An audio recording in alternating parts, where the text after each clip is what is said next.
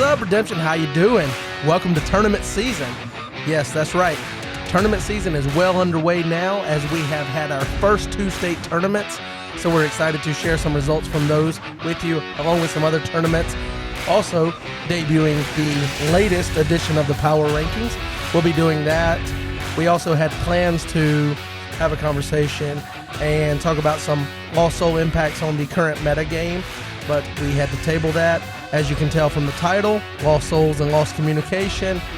Brad was having some issues with his internet, so he had to drop in the middle of the podcast episode here, and I finished it out. We tabled that discussion. We'll bring it to you at a later time, but we do have all those tournament results. We're talking about some new details for Nationals, reviewing the latest spoilers that have come out, including the National Participation promo and the third place promo. So we've got all of that for you, and we'll get right into it. Thanks for being here.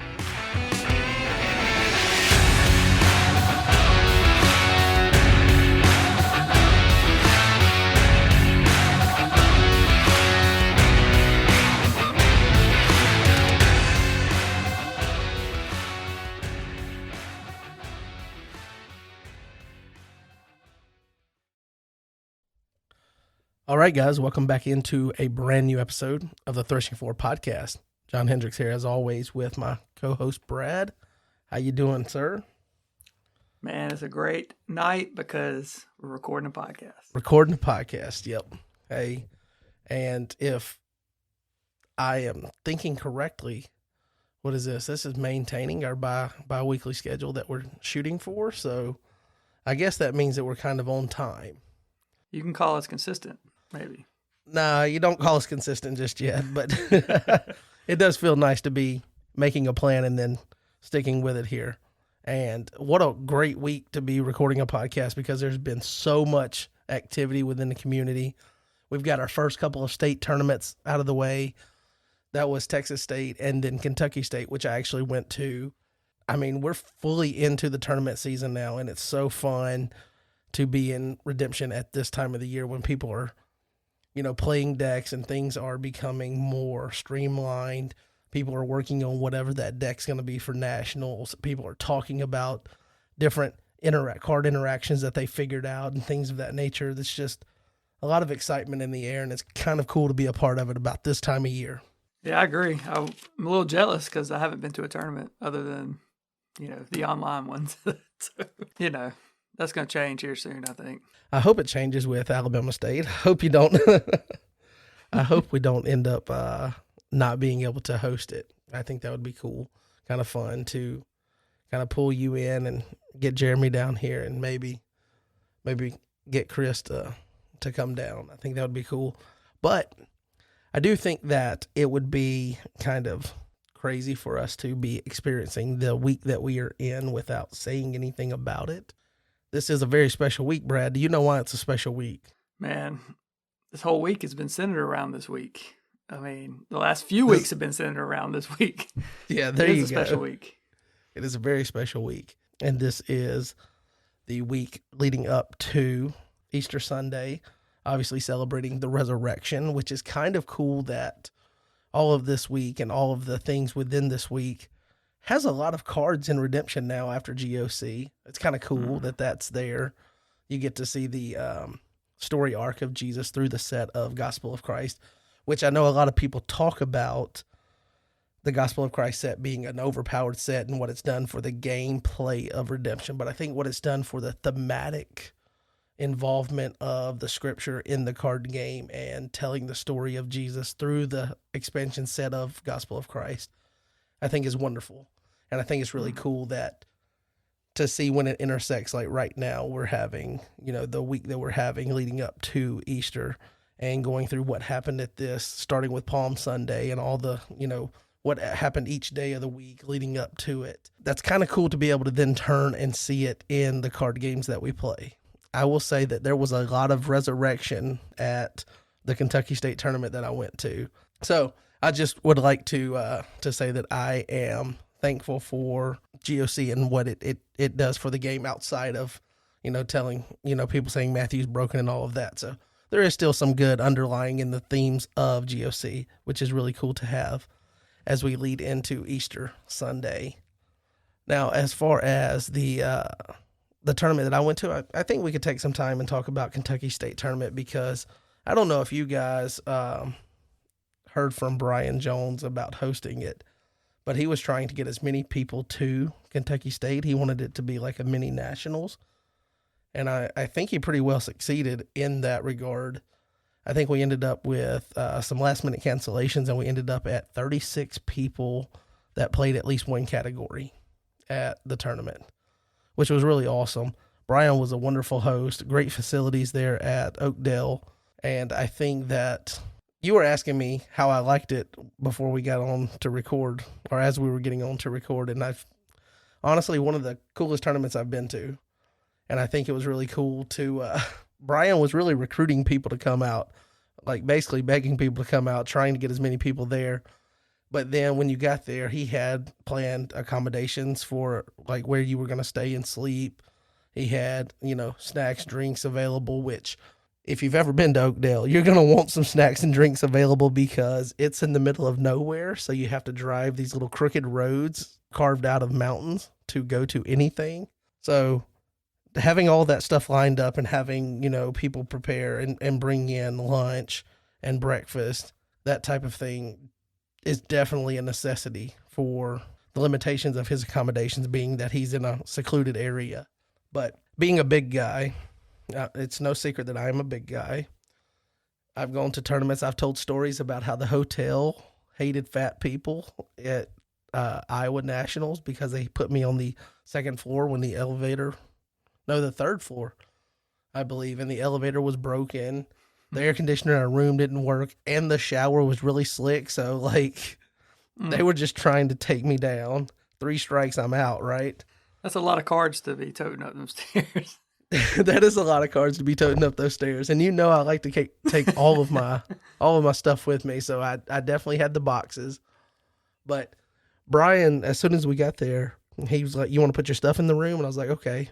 And last time we stayed in a room, and it was like kind of like an apartment style, and it was like a couple of bedrooms and a bunch of people sleeping downstairs, and then you're sharing this one bathroom.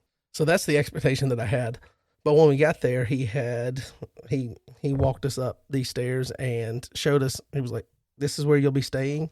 It's a small dorm room with bunk beds."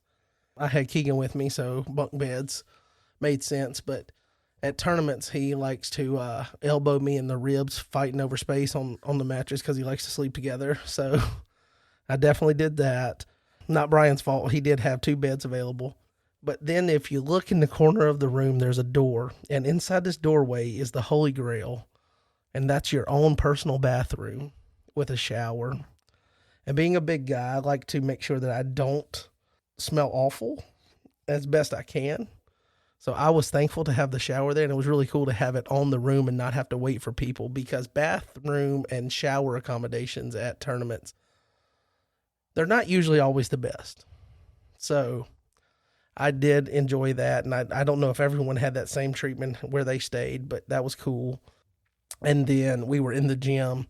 The gym was packed out with tables. There was plenty of room to spread out and, claim your table, put your stuff down, and still have all the tables lined up for where we were going to actually play. Because, people are doing that thing that I do at most tournaments where they show up and they're still trying to tweak decks or build a deck before. So I think if you ever get a chance to go to Oakdale and to a tournament with Brian as the host, don't sell yourself short. Don't think about it. Just go, because it was absolutely wonderful. And having the big tournament field, I think we ended up with 28 Type 1 players. And the people that were at Mr. Classic can attest to the students that he has that are really plugged in. They have meta-relevant decks. They are playing Type 1 competitively in the sense of, these are decks that will beat people at nationals that these kids are playing. So playing in that field it's a good test up for getting ready for tournament season and kind of testing something out. So definitely make it if you get a chance to go to a tournament with him. As far as the recent news that we normally do here, Brad and I got to talking last week, and I think this was kind of I think you brought it up, Brad, but I think it should be something that we say to the listeners out there, that we've gotten ourselves into a habit to where we're going to come on, we're going to tell you about the latest videos and things within the community and stuff like that. And that's something that I enjoyed doing starting out, but I think it's something that we've outgrown to the point to where Redemption with Jaden doesn't need me to tell you about his video. He's going to have people go and watch his video regardless. And these other people are as well. So it's to the point to where there's too much content for us to digest to be able to speak on it with any type of actual knowledge of the content itself. So we're going to kind of pull back from doing that. We will still say, generically that there has been content come out for Rob M Studios, Redemption with Jaden, Tyler Talks, I believe, put one out, and I know Babooni Tim is still putting out videos. I think I checked earlier, and the last video was 11 hours ago, which I have not watched it, clearly. Coming back from Kentucky State and having to jump right into work, and we've got some big visitors coming down for work in the sense that the company that we are a distributor for, so we work as a third-party distributor for a company called EchoStar, which owns HughesNet, satellite internet, and also Dish Network. And the high-end people for that company, at least on the equipment side, that we deal with, they are coming to our facilities to view it and, work on cleaning up some practices with the warehousing aspect, where we've complained about them sending too much product that we don't need, but not getting enough product of what we actually need. All of those things that we're trying to work on cleaning up some of those processes and communication issues.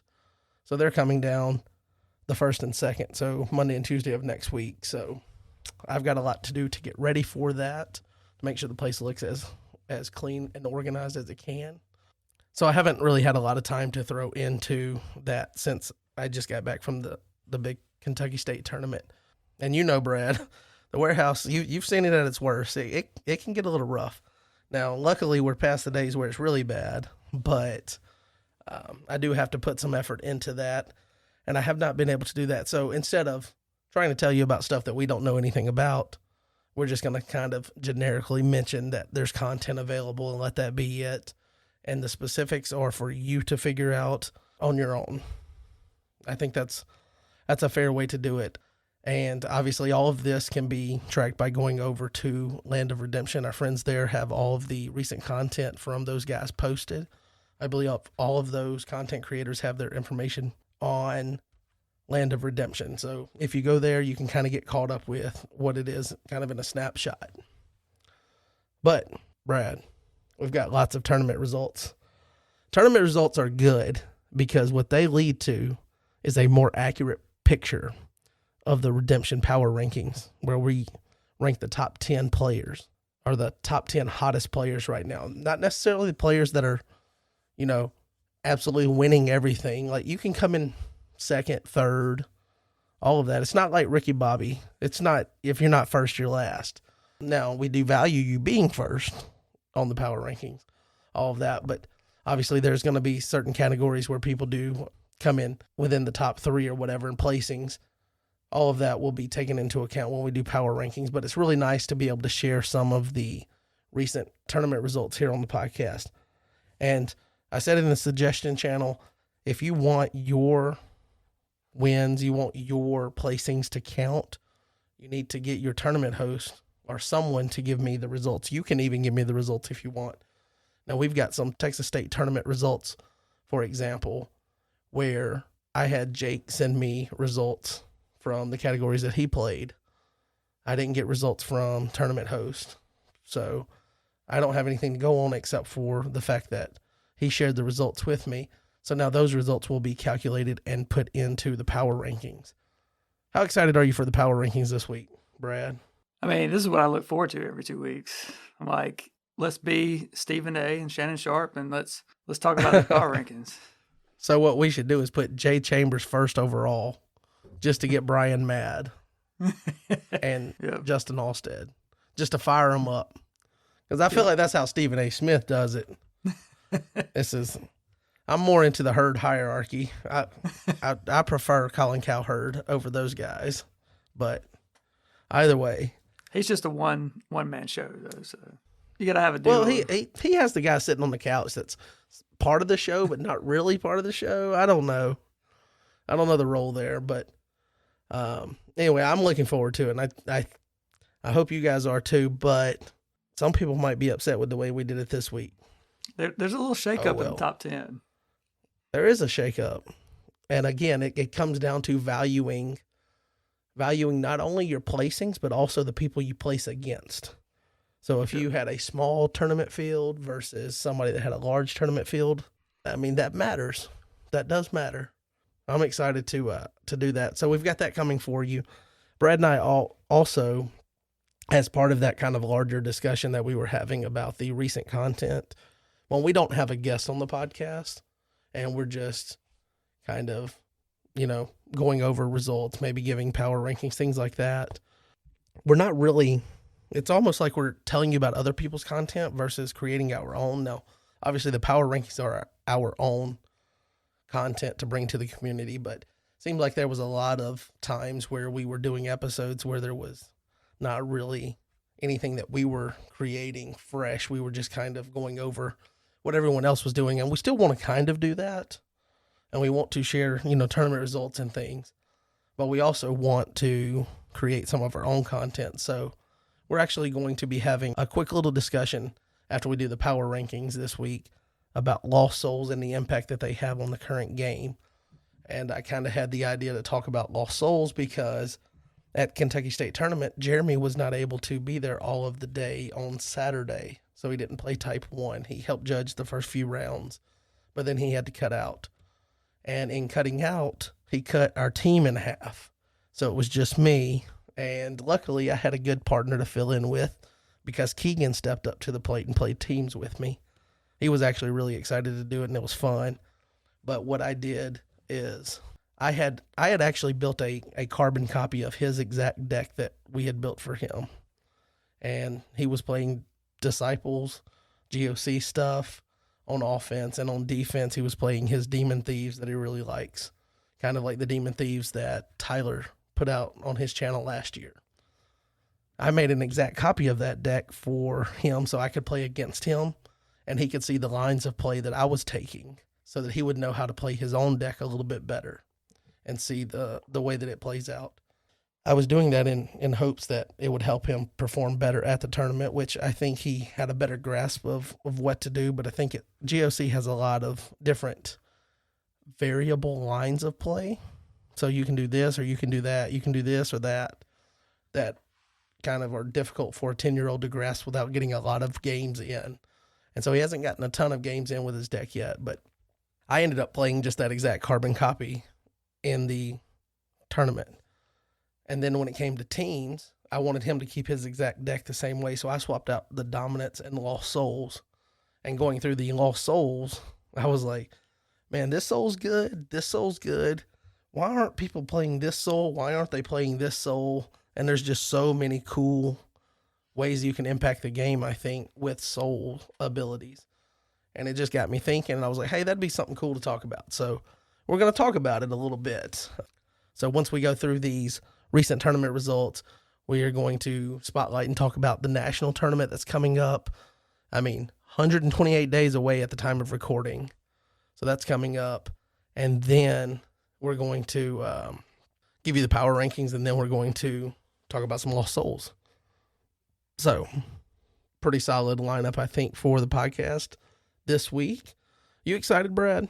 Couldn't be more excited except for Easter, aka Resurrection Sunday. Exactly. But paling in comparison to that, you do have this podcast episode. So find time in your Holy Week we can't compare. After you can't draw the comparison to the resurrection and then the podcast. Like, let's just stop the recording now. There was no comparison. I was just kind of telling you my order. It was like Resurrection Sunday, excitement. But that's way up here, obviously. But then, like, way down here at second, it's kind of like on the power rankings. Just because you're one spot below somebody doesn't mean that you're, like, right next to them. Or maybe it does. It just kind of depends where you're at. Okay. Well, we'll start off with these tournament results. I'll hit the first one here. And this is for a district level tournament that was in Moravia, New York.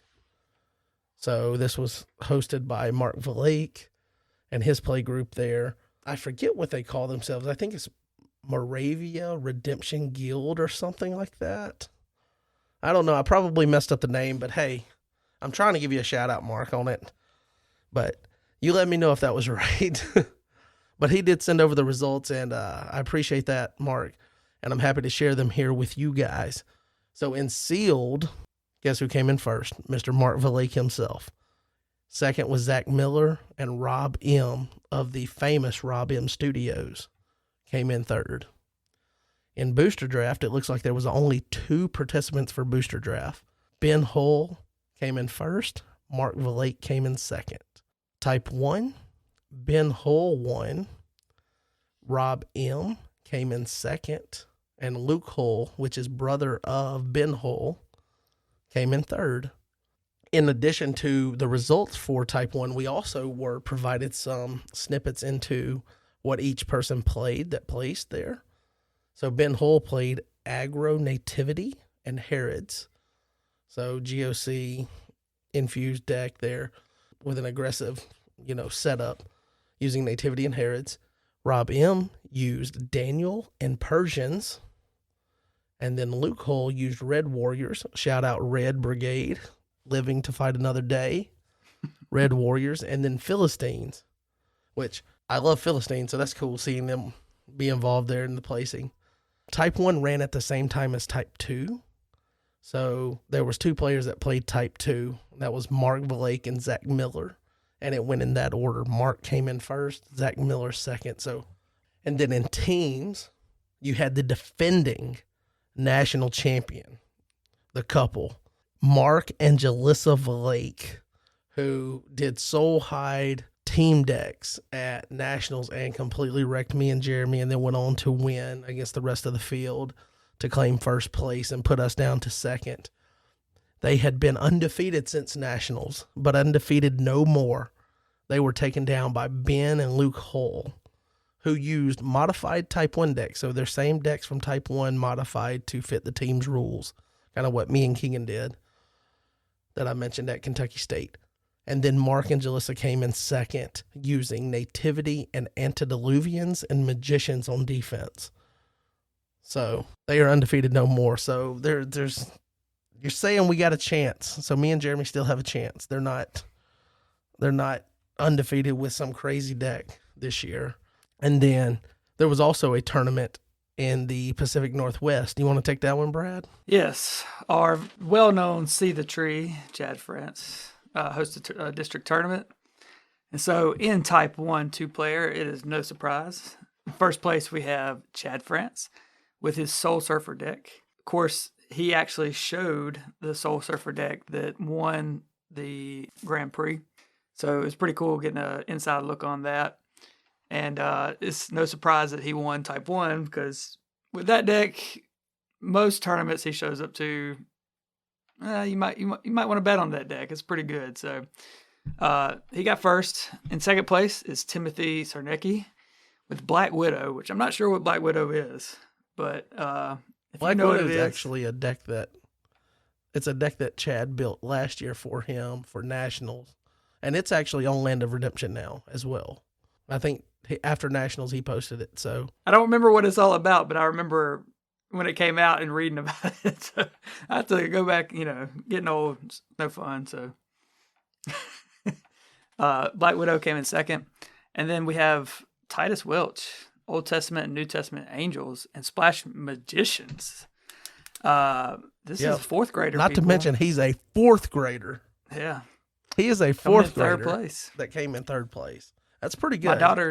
My daughter's in third grade, and I couldn't imagine her picking up a deck of redemption cards and doing that well. So congrats to that. Moving on to booster, Chad France, first place. Aiden Bigler, second place. And Alan Gonzalez.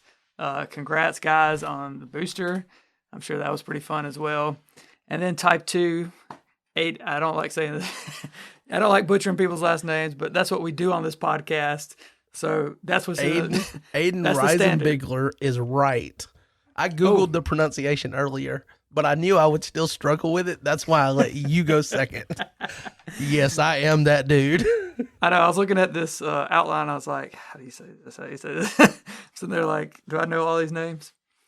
Well, just get used to this name because apparently he's going to be on this list. If you want to learn how to mispronounce names, you definitely come to the podcast. Reisenbigler. Maybe Reisenbigler is rising to the occasion of a top 10. You never know. We will find out later. He placed in 2 different categories. Yeah, pretty good. Alan Gonzalez, number 2. Alexander Goad, number 3. Congrats, Pacific Northwest, on your district tournament. Yes. So that takes us to the Texas State tournament. And I believe that both of these district tournaments and the Texas State tournament were not this past weekend when Kentucky State was, but the weekend on our off week when we didn't record a podcast episode. The weekend between podcast episodes. You know what I'm trying to say in butchering it. We don't just butcher names around here. We butcher outlines and all kinds of things. But anyway, the Texas State tournament, and I will say that, again, I mentioned this at the top, that these results were shared to me by Jake, who is Ager the Wise, Jake Antoinette, and I don't have full results. I don't. I have him trying to make sure that he got credit for what he did. And I will say that he was open and honest about the fact that they had low turnout for the Texas State tournament. The dates obviously didn't work well for everyone to be there and take part in it. There was a smaller field than expected, but you have to, obviously we can balance that and think about how that impacts when we do the power rankings later, but you can't blame him for showing up and just winning. And winning is what he did. Now, sealed deck, he didn't win that. He did let me know that Joe Schaefer took the flag there and got first place. But he said he got him back by winning booster draft and sneaking the win away from him in the final round, even though Joe had the better built deck and drafted better. But Jake is the one that got first place, so we got to give him credit there. And then he also won Type 1, and he won Type 2. So maybe not the greatest field to compare, but we can't fault you for showing up and winning. Just win, baby. That's what Al Davis said. You know, our tournaments are usually not a whole lot of people, but we don't see a whole lot of wins on our end. Right. Yeah, we don't have a lot of people, and we still don't get many wins because Jeremy's involved. Jeremy takes all the wins in Alabama. So yeah. And I guess I will share the Kentucky State results here since I was there and got to see most of this action. But sealed deck, that's a limited category, Brad. That means that it's one of those categories where you don't show up with your own constructed deck. Now, who do we know that's really good at these kind of categories? Could it be Booster, Sealed, Jones, and guess who walked away with the win in Sealed? Booster Jones. So Brian Jones won Sealed deck. Luke Anderson came in second. I believe I was only shared Luke, and that's the only Luke that I am aware of from Chris's play group there. So Luke Anderson and then Chris Fashman in third for Sealed.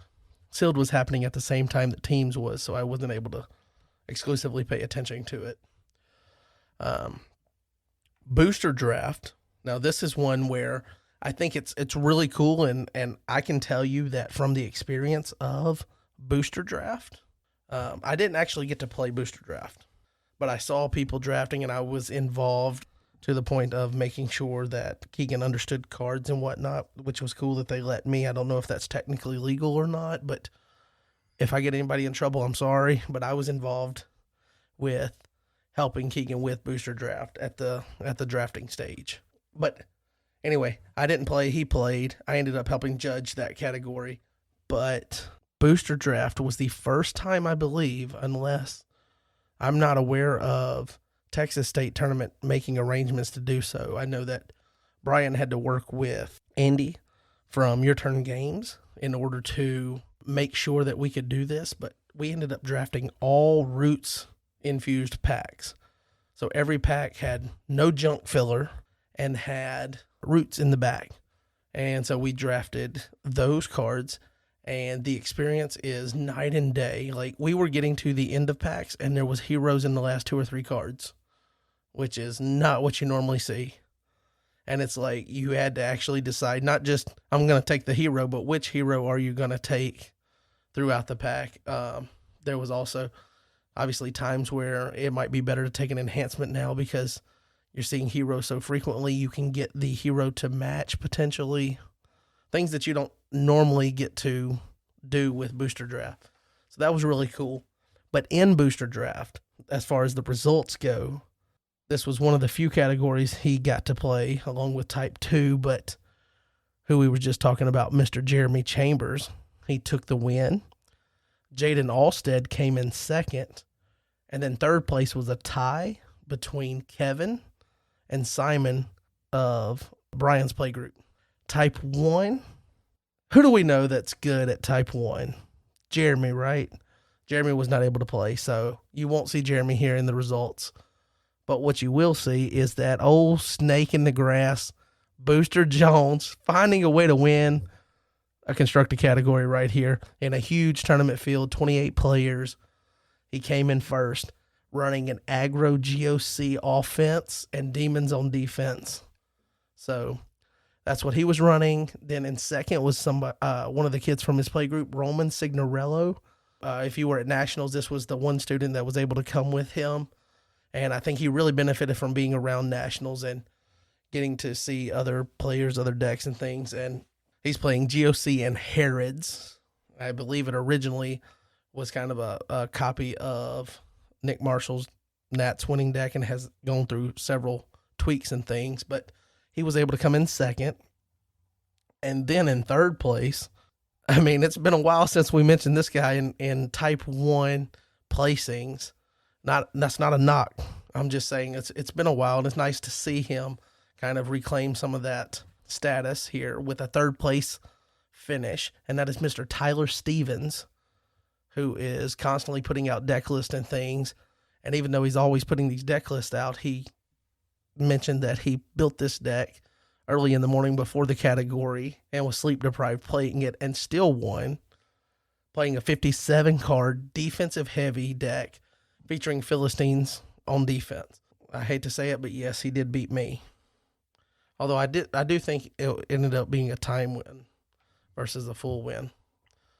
But the deck was pretty fun to watch, seeing someone play that kind of outlier style and still do really well with it. So congrats to those guys. In type 2, these people are crazy because they stayed up. So we got booster done at like, I don't know what felt like 1 o'clock. These guys ended up playing type 2 after that. And type 2 ended up with Jaden Alstead coming in first. So we got the edge here over 2-time defending national champ Jeremy Chambers. And Tyler Stevens came in third as well in type 2. In teams, in first was Leo and Simon, and then in second was Sean Severs from Chris's playgroup in Tennessee in Knoxville, and then Brandon, his friend there. And in third place was Seth Bennett and Kevin McCaskill. So that is how teams finished. I did not get a top 3 finish with Keegan, unfortunately. I really thought we might have a shot at it, but we ended up having a rough matchup in our last one. So I will say that teams was played without the intro prep. And I believe that intro prep being away from it makes it play like a more straightforward game than I even anticipated, to where it seems like decks that are able to set up fast are going to be valued because they can accumulate those resources and then create a resource disparity, kind of like what you see in type 1 where you want to go first, you want to build the big resources versus everyone being able to accumulate some type of resource before the first turn is taken with the intro prep. So that's what I've noticed through those. I mean, I only played 3 games, but it did seem like it plays a little bit in that regard to where you want to be able to accumulate resources much faster than your opponent. So using aggressive setup offenses usually is how that's done. So maybe we'll see that throughout the tournament season, kind of pull it in that direction. Who knows? I guess it'll be fun to see how it develops since they've taken the intro prep out for the season, how other people's experience go. Now, that brings us to the 2024 National Tournament. I know this is a sore subject for you, Brad, because you said you most likely are not going to be able to go. You might have told me you are absolutely not going to be able to go, but I'm always going to hold out that 1% of hope. Yeah, I think initially I was at 3%. I think I'm down to 1%. So we're still at 1%, though. So you're 1%. Saying there's a chance. There's a chance. But I mentioned National Tournament is 128 days away at the time of recording here. And we've had a ton of information come out in the past week about it. I don't know how much of this was on the original post. I don't recall it being this detailed, the original post. I believe there was a bunch of to be determined information here, but I'll just go over all of this information. This might be more information than you want to know, but I want to make sure that I do put it out here on the podcast for people that maybe aren't aware, or maybe it's just easier for you to take this information in this medium and think about, nationals and what your plans might be regarding that. Because if you have not made plans to go to nationals, have not started working on where you're going to be rooming or staying, lodging, if you haven't worried about your travel to getting there, you need to start making those plans, because I'm telling you, the days are going to sneak by, especially as we've gotten into tournament season. Tournaments are going to start coming in, and people are going to have all these results happening.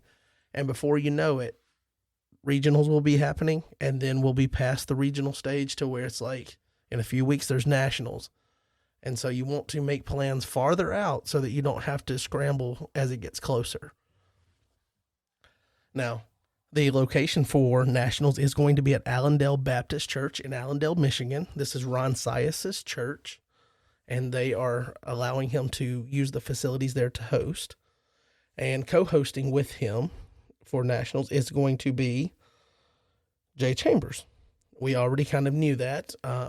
He's the one that's been sharing the specific information, but there has been some back and forth communication that has to happen between Ron, Jay, the elders, the church, things to get some of these finer details hammered out. So I know that some of the information was slow coming in the time since this post was made back in January. So just understand that there has been a lot of things happening on the back end that people don't necessarily see in order to make this happen. But tournament's going to be in Allendale, like I mentioned. The schedule is going to be Thursday, and that's going to be the 1st of August. Is going to be booster draft and type 2 2-player running concurrently.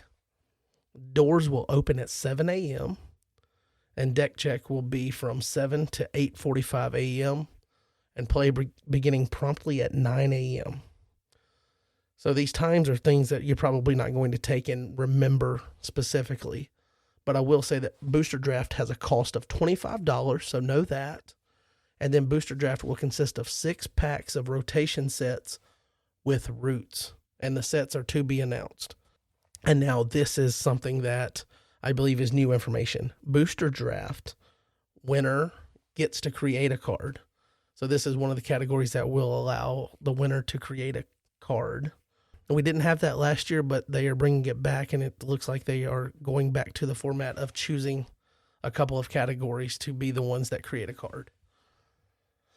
So on Friday, that's the marquee day of the tournament. This would be August 2nd, and it's going to be type 1 2-player. Again, doors open 7 a.m., deck check from 7 to 8:45 a.m. So there's a ton of time to get deck check. So don't be the guy waiting to the last minute, or you're going to hear John early, call your name out, and not in the good way. And then play will begin promptly at 9 a.m. And categories that are open, so that's type 1 2-player, type 2 2-player, and teams are all $10. So I mentioned booster draft $25. Those categories will all be 10. So $10 is the cost to play on Friday. On Saturday, that's teams and sealed deck. Teams, again, is $10. Sealed deck is $20. Doors open 7 a.m. Deck check 7 to 8:45 a.m. Play will begin promptly at 9 a.m. So, again, lots of time to get your decks checked for teams, and there will always be one team that's dragging butt, and it's probably going to be me. But there's always one team, so you got an hour and 45 minutes to get deck checked. Figure it out. Sealed will use K&L decks, obviously the new starter decks, but there will be 3 rotation legal packs that will have roots in them. And then teams winners will get the other create a card. So teams and booster draft players will get to create a card. Now, we have some rules for the create a card. If you want to go and see those are on the post there. But the cards are going to be the simplified abilities.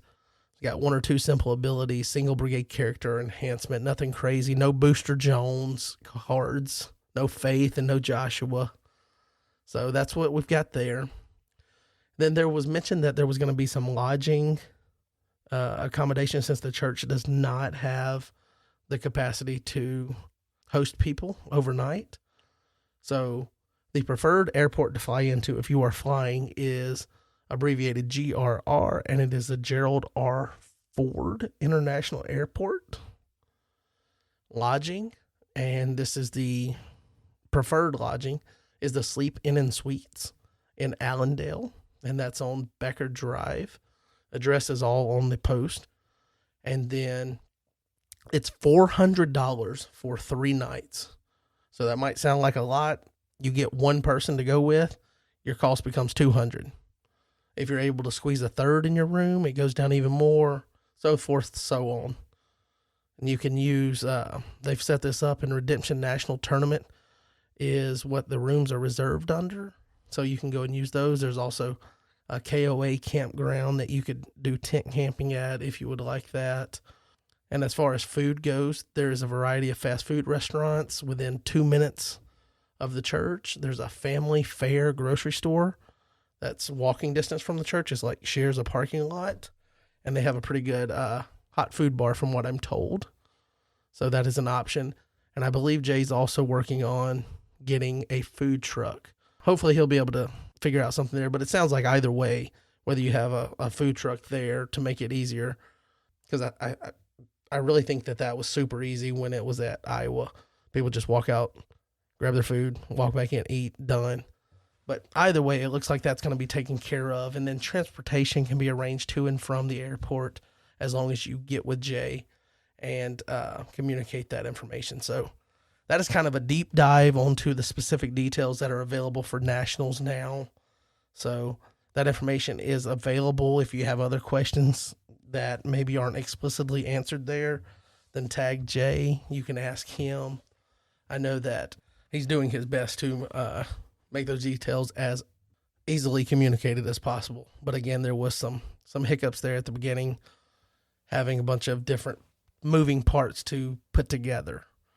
So bear with him and make sure you make plans to join us for what's being billed as the 30th National Redemption Tournament. Brad, there's 1%. 1%. 1%. When your phone's on 1%, could you call an emergency call? There's a chance. We're gonna maybe Resurrection Sunday in honor of. Never mind. I don't want to compare Redemption and Resurrection Sunday, but maybe your chances will raise from the dead. Maybe. In addition to information about Nationals, we also have gotten some information about the promos at Nationals. And the plan, I believe, is I think Gabe mentioned that they requested for the winter promos to be foil, but the decision whether that actually happens lies with Rob.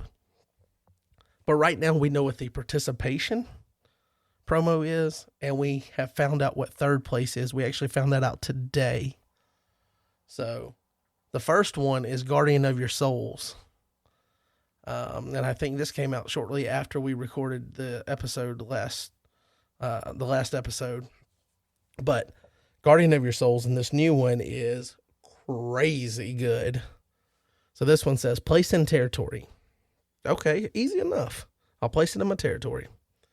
And I think that's the thing that balances this card out, because I don't know how many people understand that even though this is a dominant, when it places itself in territory, place, which means that when it's no longer placed, the ability immediately ceases to work because it doesn't go through the phase because it's tied to the place. Similar to a territory class character, its ability is active, and as soon as it leaves the board, it's gone. Woes is actually the same way, and I know that question comes up a lot in tournaments. Is it still negated through the phase if I bounce Woes? And the answer is no, because the ongoing negate from Woes ends as soon as the place ends. So that's your Redemption Rulings 101 for the day. But place in territory, protect lost souls from evil cards and heroes from convertibilities. If an ability targets this card, you may top deck it instead. So all you have to do is target this card and it will top deck itself instead. And that would, because the place is leaving, it would allow you to do whatever and it doesn't go through the phase. So it's worded in a way to balance itself and allow you to find a workaround with it. But protect lost souls from evil cards. Okay, that's what Guardian does. I like that. And then heroes from convertibilities. And that means they can be protected from themselves. So your Matthew can't convert. You must reveal a dominant in order to get your draw. Your David, Heart After God, can't do what it does, Brad. You can't just come in and search for your Angel of the Lord or your Royal Parade. So this card is heavily impactful with a lot of themes in the meta. But again, the way it's worded allows it to be worked around. What do you think about Guardian of Your Souls, Brad? So yeah, I've heard discussions on this card both ways of, yeah, it's really not that good as people think till play testing. You know, that's been some of the comments. Or, man, this is like almost an auto include in pretty much any deck, unless you're trying to run soul protection or converting a bunch of characters. But yeah, my Heart After God, it definitely hurts Heart After God pretty bad. You know, I was thinking for like the main person, Matthew, which is the person that comes up the most, kind of like what you mentioned earlier. Matthew can still go through without converting, and he's CBI. So all you have to do is have a good dominant in hand, which pretty easy in GOC offense. And then you just never have to convert them. And then at that point, you just have to have some of the purple enhancements, which I guess it limits Authority of Christ a little bit since he's not meek. But yeah, I mean, this is going to be... That's where you Peter Bands to a meek. Yeah. This is going to be one of them cards that I do think forces people to change up how they play. Or the card, they have to tech for it in a way. Like, you know how this tournament season we've had to tech for a honeypot deck.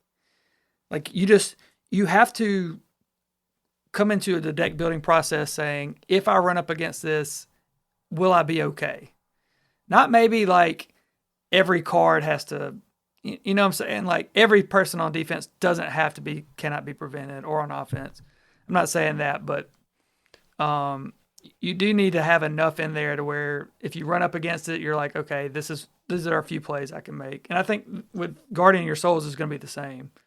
Because what you don't want is to have a soul protection defense, you know, and come into the tournament like, oh yeah, this is going to be great. And then you run up against a bunch of Guardian of Your Souls and it's like, well, I couldn't do anything the entire time because all this soul hide or soul protect. But it also, for something like Shield, a lot of people may stop running that as much, even though it has a really good add to battle, which is big nowadays.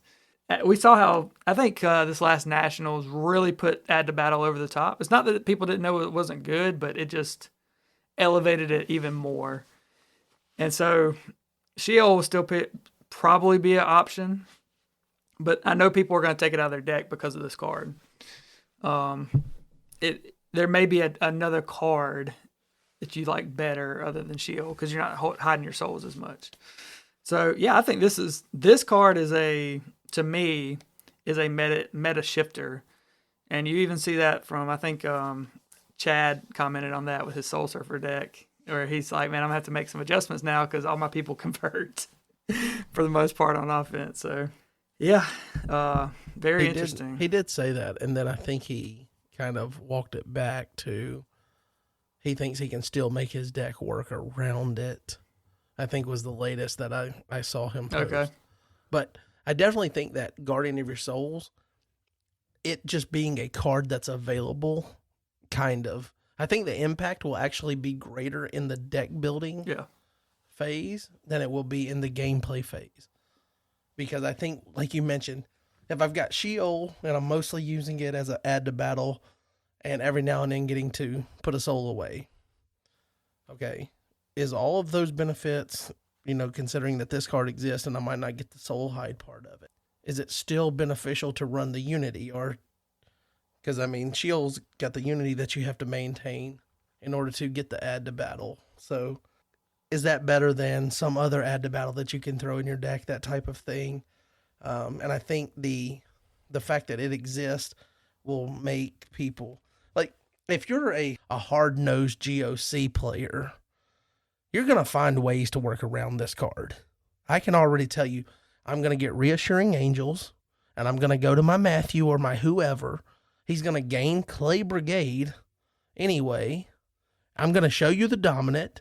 I'm going to draw, and then I'm going to play all the purple enhancements and all the clay enhancements that I've always played when I need to play them. I mean, that there's ways around it, but I think the fact that there is a deck, and I think Alex Oliar, and he's someone that I've never actually spoken any audible words with.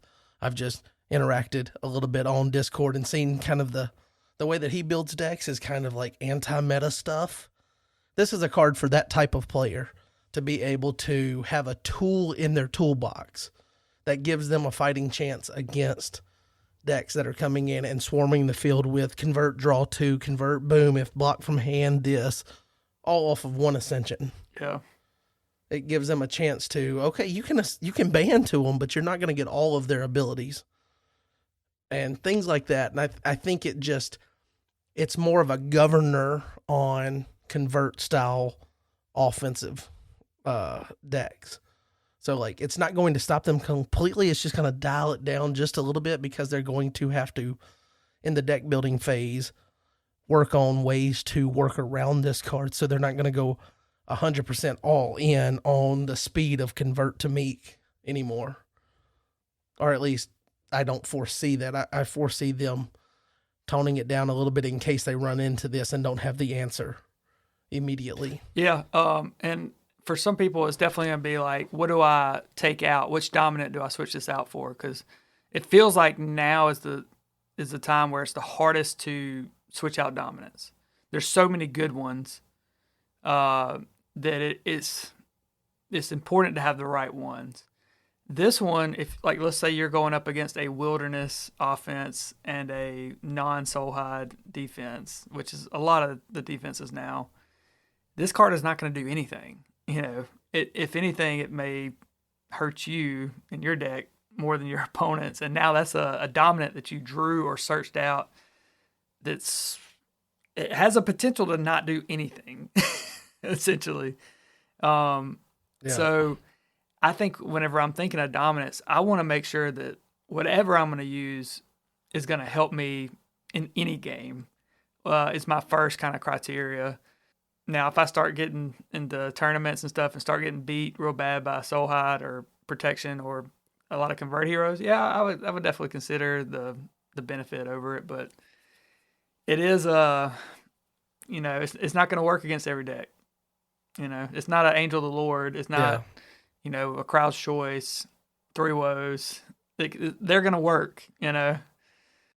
That is a definite thing to consider, but I also like the fact that if you, like you mentioned, if I go and I get beat by this certain type of deck, just think about Soulhide before this card. Like, what do you have that is really solid against Soulhide besides trying to disrupt whatever pattern they're using to do soul hiding? Like with the Flood Soulhide last year, Jay was getting all of his souls, then putting them at the bottom of the deck, and then looking at the top, whatever, with his Flood Survivors, and then taking a card. And that was the way he was generating resources without actually ever shuffling his deck to get the souls back on top to be drawn. Yeah. So if you could disrupt that, sure, you can do that. But like, this is just a good piece to counter that strategy. And I think that each strategy within the game having a counter piece that targets it exclusively is kind of cool. But then adding on the extra, like protect from convertibilities. And there's even ways to use this card. Like, I know that Jared is super excited about this card because he likes to do Melchizedek to protect Father Abraham from converting so that he draws 3 but doesn't convert. Well, this fella right here allows you to put a dominant down so you don't necessarily have to run Melchizedek. I mean, you probably still do in a style of deck like that to have 2 different options.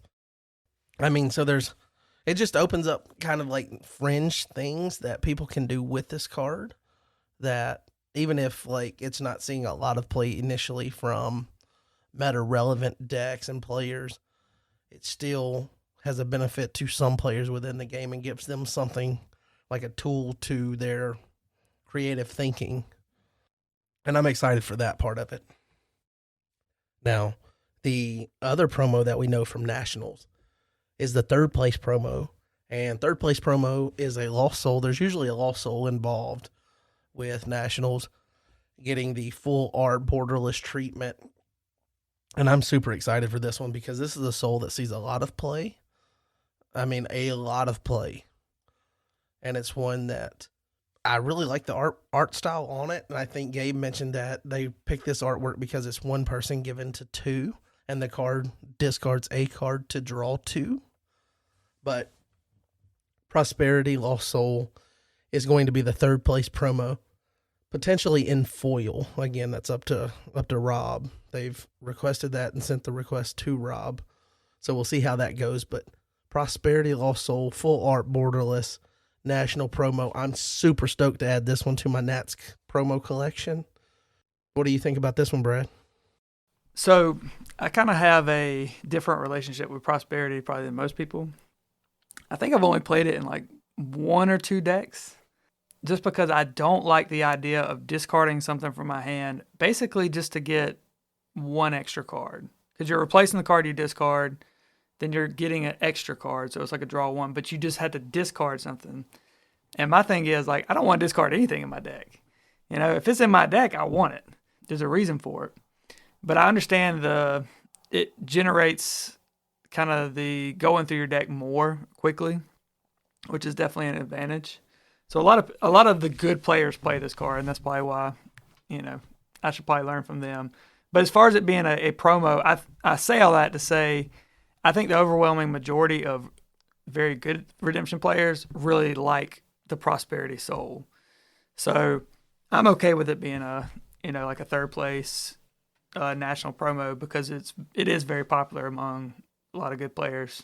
So I guess we'll move on and tell you that if you are going to nationals, if you want to get your hands on these sweet promos, obviously you get the participation promo just for showing up and playing a category, the potential to get 3 at nationals if you play all 3 days. But if you want to get these winter promos, you're going to have to get yourself in ready to go tournament shape. Now, that's don't let the fat guy tell you to get in shape, but if you're wanting to work on your deck and fine tune, one of the best ways to do that is by taking advantage of the unofficial tournaments that we have in the community. One of those being the Lackey Grand Prix, which finished up after we recorded the last episode, and that was with See the Tree, Chad France prevailing over Ager the Wise. So that finished with Chad winning, Ager the Wise in second, and then Flooded Red and Joe Mama would be in third place and fourth place. And I believe based on soul differential, he would end up, Jay would end up over Joe Mama, but I'm not going to tell you what that would finish. But that's how the top four finished for Lackey Grand Prix 14. Number 15 has signups that are open now. And these guys are currently at 27 participants. And I know that you, Brad, signed up. I have not yet signed up, but I am considering it. I want to make sure that I can commit to it because I feel like Justin was talking specifically to me when he was like, I'd rather have smaller numbers than somebody sign up and not be able to get all their games in. And I never intentionally do it. It just kind of, it's happened in the past to where based on the other person's schedule, my schedule, the days that I was available didn't line up when they were available type of thing. So I'm trying to make sure that I can commit to as long as it's going to run before I do sign up. But there is going to be prize support for this. And I think that's from our friends over at Covenant Games, the sponsor of the podcast, Mr. John Early, donating a box, probably his best box of Angel Wars. But who knows? So they have not said what the box is going to be. There's been some jokes about what it could be. So you never know with Mr. Early. But prize support is going to be given out in the following manner. First place is going to earn 7 packs. 5 packs is going to go to second place. And then third and fourth place is going to get 3 packs each. So if there was a box donated and you add that up, then that is 7 plus 5 is 12. Plus 6 is 18. That leaves 6 more packs. So what are they doing with the 6 packs? Well, if you share your deck list after each round, you will get to go into a drawing. And each of those packs is going to be given away to someone who shares their deck list. So share your deck list after each round. Get a chance to earn extra prize support. So Brad, how excited are you knowing that there's prize support throughout this next Lackey Grand Prix?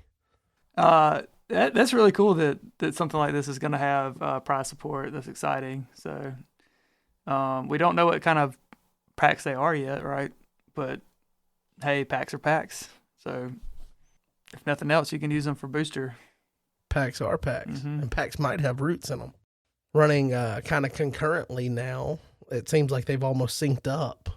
But the Zoom Discord Invitational just wrapped up with the Guardian Justin Alstead winning Series 17, Baboony Tim coming in second, and Braden, who is son of Derek, the Watchman.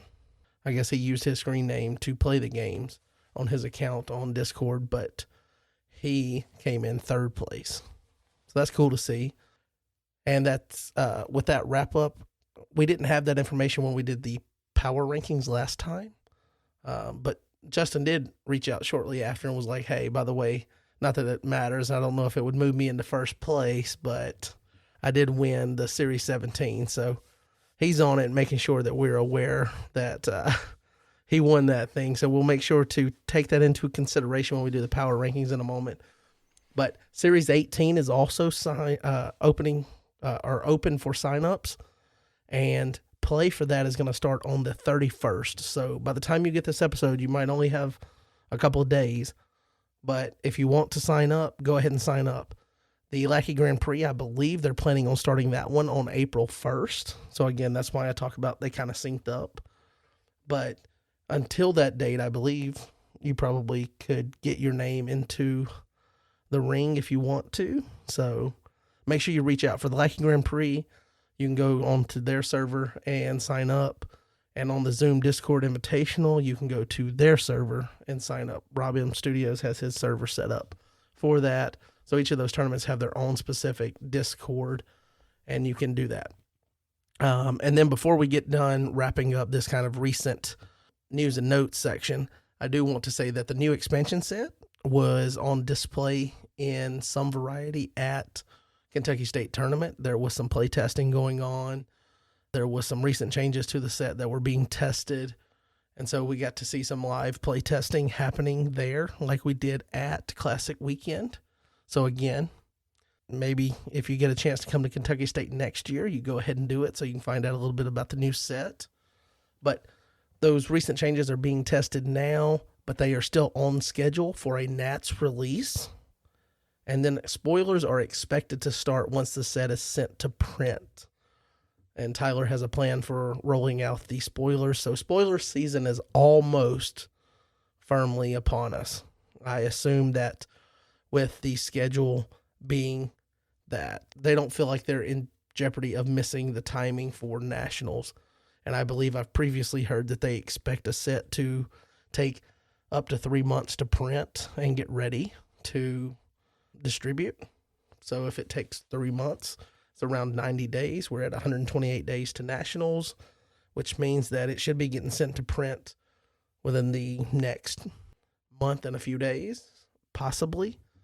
That's just with my redneck math, so don't take that to mean anything other than that's just what my opinion might be on the matter, on things that I've heard and trying to piece together that information.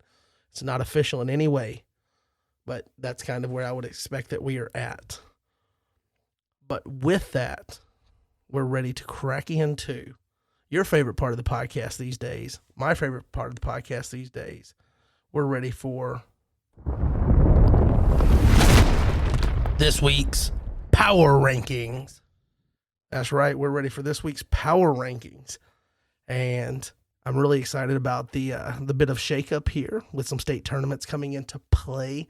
We've got those district tournaments that we told you about, included those in the recent happenings within the community, but also we took into account those tournaments when making our list for this week. So we're ready to start at the bottom and work our way to the top. All right, guys, so breaking news. Going to go ahead and just tell you this. Brad is no longer on the episode. He has dropped. And several different times throughout this recording already, we have had issues with his internet connection. Apparently, his internet did not like the change from Monday night recording to Tuesday night recording. So he's been in and out. It's been really hard to get a solid back and forth conversation going. But at this point, it's been a couple of hours now, all told, with this episode recording. And it's already late just to get it recorded and whatever. I am going to continue and go through and I will give you the power rankings. And unfortunately, the Lost Soul Talk will just kind of table that. And we'll promise that to you sometime down the road. I really did want to talk about that because I found kind of it as a unique discussion point. And I want to start having some discussion points, things that we can bring to the community as kind of our own way to generate content on the episodes that we don't have a special guest. Kind of like when I first started the podcast and me and Brad talked about starter decks and things, like we reviewed some of the community content and things like that, or community discussion that was happening on Discord and the boards.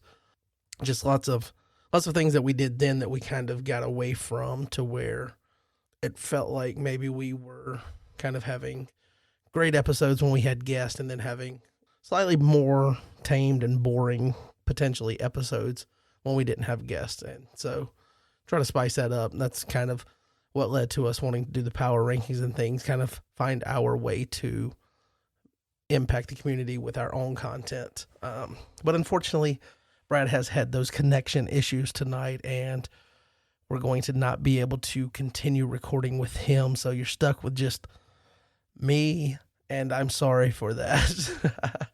But I do have the power rankings. We were able to talk before recording and hammer out what we agreed on as the power rankings, and that's something that I do want to continue to do with the podcast, is to have me and Brad both agree on the power rankings versus having my list and his list.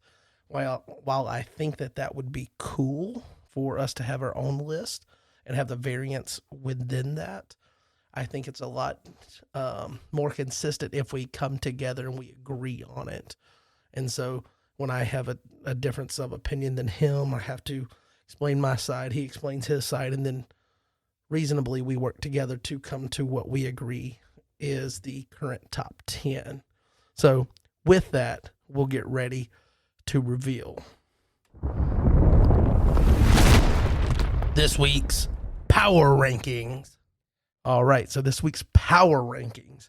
In number 10, this man was up pretty high last week compared to where he is now. He's fallen a few spots, but he is still got some cool accolades to him recently. So we felt like he was still in the top 10 and has potential to climb back up in the rankings, especially now with the Zoom tournaments and the Lackey Grand Prix kicking back off. So that is going to be Baboony Tim. Remember, he's doing a video a day for redemption, so roll over to his channel, check it out. But Baboony Tim is going to be our 10th place on the power rankings. In number 9, this person was maybe a little higher than he should have been last power rankings, but we had hyped him up as one of the first few that we didn't get to put in the initial power rankings, but we were excited about kind of the deck that he was playing and kind of being that against the grain type. But we've got Joe Mama. He finished second in the Lackey Grand Prix. And with that kicking back off, fully expect him to have an opportunity to climb back up this list. Now, I'm super excited about 8th place. 8th place is someone that is new to the list, and it's someone that I have bagged on for a while, saying that he's always talking about what the meta is and things, but he hasn't done a lot of winning within that environment, or doesn't have the results. And it's just, my way of, I have a relationship with him and I like to poke fun at him, but I cannot poke fun this week. I'm having to put Mr. Tyler Stevens here, and he has 8th place. And that's by way of winning or placing 3rd in Type 1 and Type 2 at Kentucky State Tournament. Type 2 was a smaller field, but it was, the top 3 finishers of that was Jaden, Jeremy, Tyler. 3 prominent figures on the Type 2 circuit at National. And then he came in 3rd in Type 1 in a field of 28 players playing highly competitive decks. So I want to give him the credit there. And in 7th, we've got Mr. Jay Chambers. He was on fire. He's still on fire. He won a district tournament this past week. Admittedly, it was a small field. It was only 3 players. But, all you can do is open the door and invite people in. And then when they get there, beat them. And that's what he did. So Jay Chambers is in the 7th spot. And in the 6th spot is Ager the Wise, Jake Antonetts from Texas. Again, I told you guys, I didn't get the full results for Texas, but I did have him share with me his finishes. And he definitely wanted to make sure he got credit for that. We're giving him credit for it. Smaller field at Texas State Tournament than they expected and that they're used to. So we have to take that into consideration. So we did that, but he still won where he could. You can't help who shows up to play against you. You just got to show up and be ready to play. Sit down and shuffle up, So he came in 2nd in the most recent Lackey Grand Prix. And at Texas State, he followed that up with Type 1, Type 2, and Booster wins. So he came 1st place in all of those categories. In 5th place, this is a man that has been pretty good against solid competition in both the Lackey Grand Prix and the Zoom. And then he also hosted a district. Yep, we're talking about the front man for Land of Redemption, Chad France, See the Tree. He is 5th on the list this week. He won the Lackey Grand Prix after we recorded last week. They got that final in, and he beat Ager the Wise. So these guys, we were really close on which one was where here, but because they had that head-to-head matchup in the Lackey Grand Prix final, we decided to give the edge to Chad. But Chad also got 1st place in Type 1 in his district tournament and also got 1st in Booster. In 4th place, falling 1 spot, is Mr. Jeremy Chambers. And he won Booster Draft at Kentucky State and came in 2nd in Type 2. did not, like I mentioned before, did not get to play in Type 1 because he wasn't able to be there for the full day on Saturday. So he was just there for the first few rounds where he helped judge for Type 1. So we wanted to make sure that he got credit for, obviously, his booster draft win and coming in second in Type 2. But even though Jaden didn't necessarily place top 3, we gave him the edge over Jeremy this week to move up one spot, create a little flip-flop there in third and fourth, because Jaden won Type 2. Then he came in second in booster. And see, that's where these guys exchanged wins. So Jeremy won booster, but came in second in Type 2. Jaden came in second in booster, but then won Type 2. So what's the difference there? They swapped wins. We put a little bit more weight on the constructed categories, not much. But then also he was able to play Type 1 and came in fifth in a field of 28 competitive players. So I gave him an edge there. Jeremy obviously did not get to play, but we said when we did these rankings that we were going to value people that were playing games and getting games in. So that's the difference there, is getting that fifth place finish in Type 1 after they swapped wins in the two other categories. In second place, Justin Alstead. So you know what that means. No change at the top of the list. But Justin Alstead did, as I mentioned before, win the Zoom Discord Series 17. He's also coming off of that Classic Invitational Type 1 win in a healthy field of players. A lot of players that were at Kentucky State Tournament. But Brian, being Mr. Jones, Mr. Booster Sealed Jones, the first of his name, he has to be on top because he's Mr. Classic. He was wearing the belt at the tournament. He had it laid out on the table when he wasn't wearing it. It was on full display. And then he won Type 1 and sealed. So he did enough to maintain and even possibly advance his legacy here atop the rankings for the second time in a row. So that's your top 10. Again, it's Brian Jones in first, Justin Alstead in second, Jaden Alstead in third, Jeremy Chambers fourth, Chad France in fifth, Jacob Antonetts in sixth, Jay Chambers in seventh, Tyler Stevens in eighth, Joe Mama in ninth, Joe Andrighetti, I believe. Everybody else I had the name typed out, and then I had his screen name. And then Tim Estes, Babooni Tim in 10th. And that's where we are.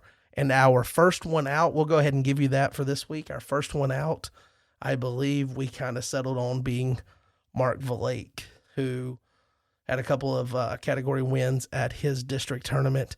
And he's always kind of on the radar right in that range, being there. But that's where we settled for this week. Obviously, with the Lackey Grand Prix and the Zoom Discord kicking back off, we're going to have several opportunities for you guys to advance and climb in these rankings. If you're here, if you're not and you want to climb in, but also people that aren't participating in those and are not participating in tournament results that we have access to see that have been shared with us. I mean, we can only use the information at our disposal to make these rankings. So pester your tournament host, whatever you got to do to get them to send the results to us. We'll make sure you get credit for it. And looking forward to seeing how the rankings shake out in these 2 weeks until we record again. But as I stated before, without Brad here, we are tabling the discussion on Lost Souls because I don't think it would be as great for me to talk to you about Lost Souls without the back and forth of the conversation element, which I was really looking forward to again, but we will make sure that we bring that to you later on. And hopefully you get enough information out of this podcast to warrant your time listening. As always, we always appreciate you guys listening to the podcast. Any feedback you have, constructive criticisms, anything you want to share, feel free to reach out to us. If there's something you like that we are doing, let us know. If there's something you don't like that we are doing, let us know. Maybe we can fine tune and make the podcast better for all parties involved, for us on the recording side and bringing it to you, and also you guys listening. But as always, the podcast has been sponsored and brought to you by Covenant Games. So make sure you thank John Early for helping cover some of the hosting fees and things for the podcast, because there's a lot of cost wrapped up into it that people don't expect or actually see when they do a podcast. And I think the fact that we've been fortunate enough to have help covering those things is why this podcast has, even though it's gone through lulls in recording and things and hiatuses, if you want to use that word, copyrighted by Mr. Tyler Stevens. But even though we've had those things, we've been able to always bounce back and stay in production over time. And part of that is because of the generosity of Covenant Games. So go and show your support there. And I guess with that, we'll catch you on the next episode. Peace. Somebody please pay Brad's internet bill.